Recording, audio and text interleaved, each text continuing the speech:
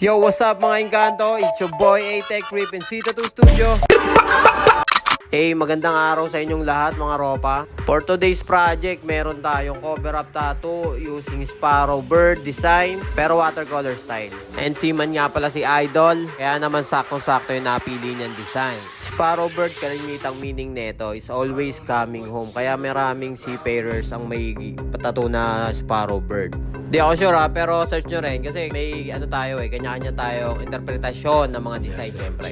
But for me, syempre, ayun yung meaning para sa akin ng Sparrow Bird, laging uuwi sa pamilya. Yan ang mga tropa nating seaman syempre. Shoutout sa lahat ng mga tropa natin na seaman dyan. Lagi tayong mag-iingat sa paglalakbay dahil meron tayong mga pamilyang nag-aantay. So back in the process, dito na tayo sa coloring, color yellow na ina-apply ko. And then after neto, highlights na natin yung Sparrow Bird ni Idol. Tulad ng dati, medyo gentle lang yung hagod ng karayom natin dahil nga manipis lang ang balat sa leeg kaya madaling sumabog yung ink sa loob.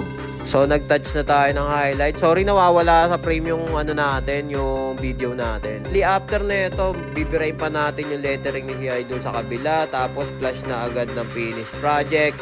We have faith, bless, and wisdom. Sabay flash ng Sparrow Bird na parang kumis sa Rose. And a big shoutout kay Big Boss Gian. And it's your boy, A-Tech Rip in Cita 2 Studio. Peace out!